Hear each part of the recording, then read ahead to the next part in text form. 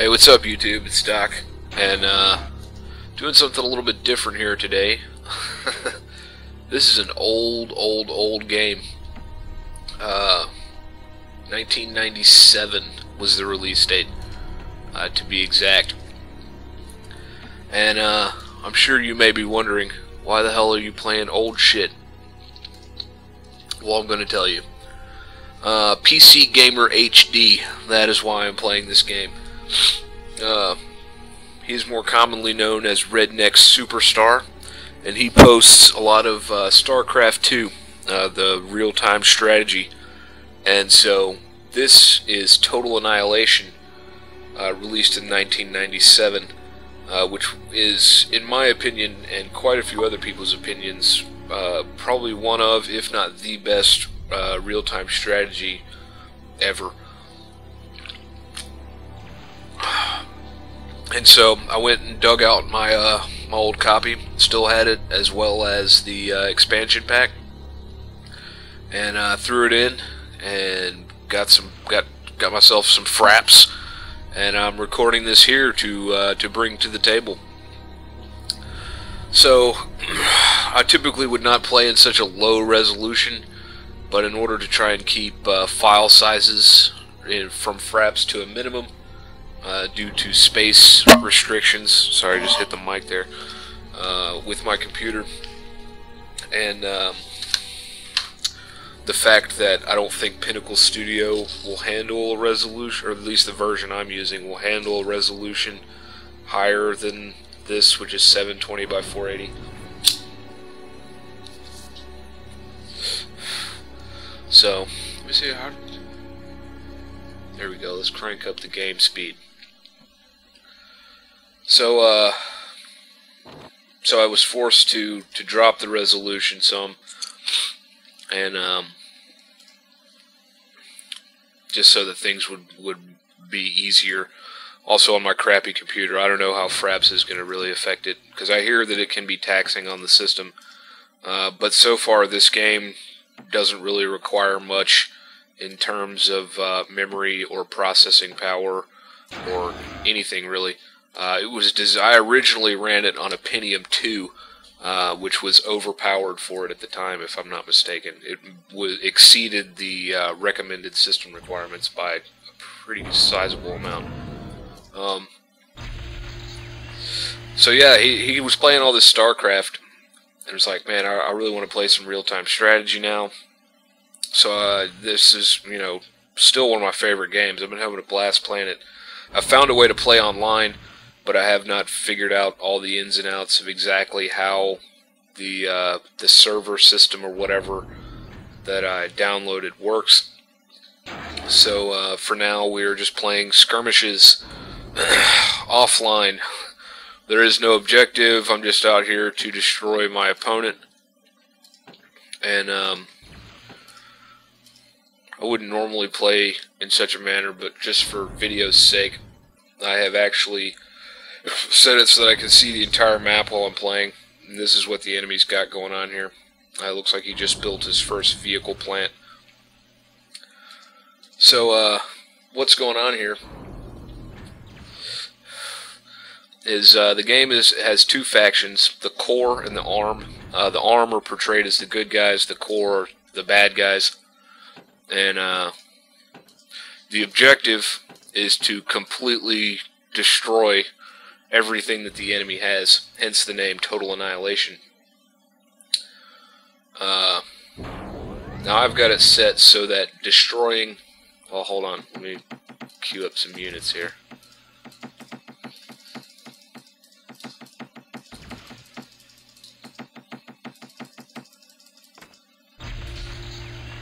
Those guys to go down there. I've got it set so that destroying the enemy team's commander ends the game. And the commander is this guy right here. Everybody gets one. He's your basic building unit. He can build land and some water structures for the naval maps. And he builds everything faster than all of the other building units. So if you're building something that he can't build by himself, which there's quite a few things actually. You can have him go and assist in the build, and it takes a lot less time. You can have as many things assisting on a build of any kind at any one time. If I need the commander or any of my other construction units, they can assist with the building of this bot over here that I've got going. Queue up some more guys here.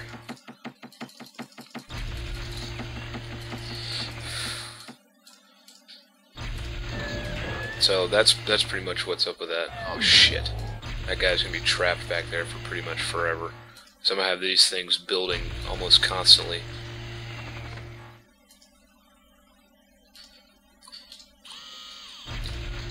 But yeah, this is one of the best games I've ever played, hands down. And it really stands the test of time. If this wasn't in such a low resolution, the graphics really aren't even that bad considering the game was released 14 years ago. I know there's a lot of people that would beg to differ, but I mean, the gameplay is solid enough that I can totally overlook any of the negative aspects of I need to upgrade my resource capacity here. So let me give you a little bit of a rundown on what's going on. As many of you may or may not know, I'm sure that there's some real-time strategy players out there. Most RTS games have some sort of resource system. In Command & Conquer, it was ore or Tiberium or some shit. I haven't played a whole lot of Command & Conquer. But you had the little truck that had to go out and secure minerals or ore or whatever. StarCraft has minerals, gas. I've never really played much StarCraft. This has metal and energy. And these things right here that I'm clicking on are solar collectors. They're gathering energy. These are metal extractors. Now in some maps you would have to build metal extractors over metal deposits, but on this particular map, let me see, this guy, okay, he backed off. On this particular map, this is the core home planet. The entire planet is made out of metal, and thus they can be built anywhere. Which is, you know, a pretty good deal. And in most cases, they gather more than they would normally. So I've got the advanced construction K-bot right here that I just built. Is going to build a what's the word I'm looking for? A moho metal mine, which is more advanced than the metal extractor and will increase my metal production. Because you'll use a pretty considerable amount of resources through the course of a game, pretty much every time. I need to build another advanced construction bot here.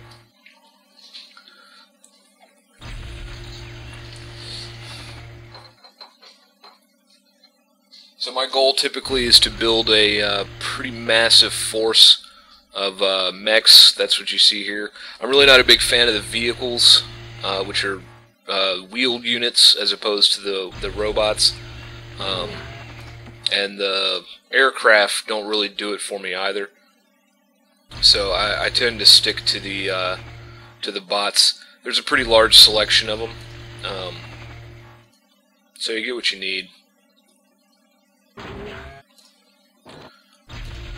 Have this guy build me nothing, because I already have everything I want from him. Send Commander over here to help with that. So I'm building a fusion reactor to bump up my energy supply and my energy production, and we'll build a few advanced offensive units as well. And rally them all to the same point.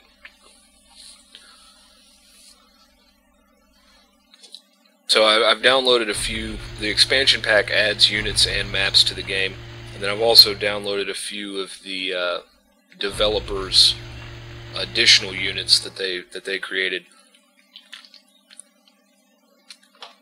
which, believe it or not, are still available in quite a few places online. Even though this game came out 14 years ago, which still impresses me. So it looks like we are under attack, and they retreated almost immediately. I have no idea how long this has been going on thus far. So let's move him out and build another moho mine here. And I've noticed in watching a lot of these StarCraft 2 videos that it seems to be a pretty popular strategy to just go out and completely and win the game in as little time as possible, which is all good and all, but I don't think I've ever played a game of Total Annihilation or any other real-time strategy for that matter where that actually took place. These games tend to drag out for a little while. I'm really not sure how long this is going to take, and you'll end up building quite a few units and killing quite a few enemies before it's all said and done. That's the reason I've pumped the game speed up to the maximum. It makes everything move a lot faster. So I've got my fusion plant done. I've got my second mine is about done. I'm going to send him over here to build me a nuclear missile silo, or at least get it started, because it'll take him forever to make that happen. And I'm tempted to build a missile defense system, but I don't think it'll be necessary. It's rare that the CPUs will go with the nuclear option. The other thing I will have my advanced K-bot build here is the Krogoth Gantry, which builds the super unit of the game that only the core has, oddly enough. The ARM did not get a super unit, which is kind of a bummer. But these things take forever to build. So I'll have the commander help him build the gantry there.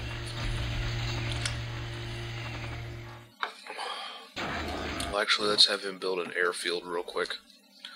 I need some construction aircraft.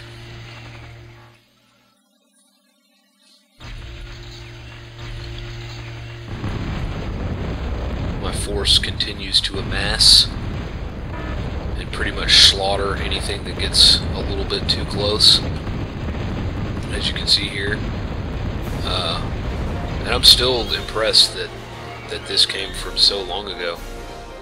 And those explosions look pretty decent for a game that's this old.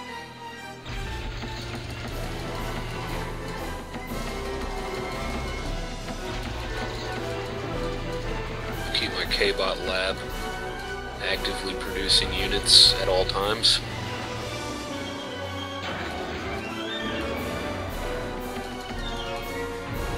There'll be 5 construction aircraft real quick so they can help with the Krogoth. Sometimes it can be difficult to get land-based units in there to assist with construction of individual units because they have to get so close to the structure that builds them. But the aircraft fly up above, so it's really not an issue to get as many of them as you need out there to help out. So my energy production is pretty solid. I need to increase metal a little bit. So this is my first time using fraps as well, and so far I'm fairly pleased with the performance. I hear a lot of people say that it will negatively affect how well the game runs, but so far I haven't noticed anything of that nature. It might just be because this game is so old that it's no big deal. That's what I'm assuming is going on here. Let's have him build another one of those. Keep unit production high.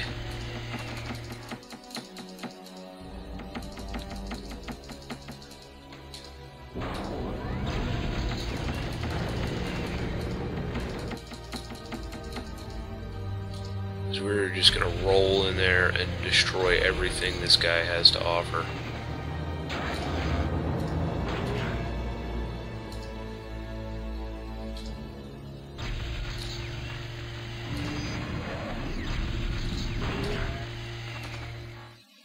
So right now I have 4 construction K-bots working on my, or no, make that 5 construction K-bots contributing to the building of my missile silo. I have the commander and at the moment 2 construction aircraft all working on the Krogoth, because it actually takes longer to build the actual Krogoth than it does to build the structure that builds it. They're fairly resource intensive, and it takes 116,000 energy and almost 30,000 metal to build one. I need to get out and get some third-party units that can be built out of the same structure as the Krogoth. I want to say there's a giant tank and some other stuff. There is still a pretty active modding community for this game. We've created everything from Star Wars mods to World War II mods, just insane stuff, which is something I've missed not being a part of the PC gaming community, just because most games that come out these days my computer won't run, but 14-year-old stuff it totally handles, thank God.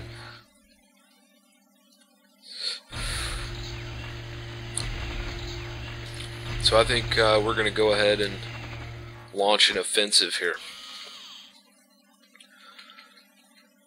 My structures will continue production, and I should have a super unit done probably by the time these guys ever get around to really doing any sort of attacking.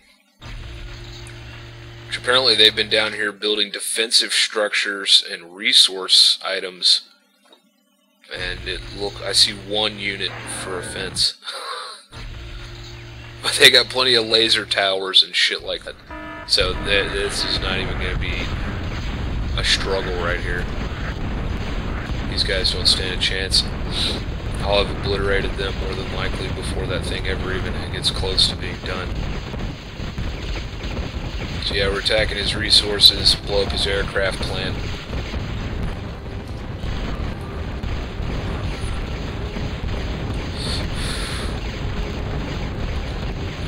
His laser turrets are doing some damage here, but nothing too terrible.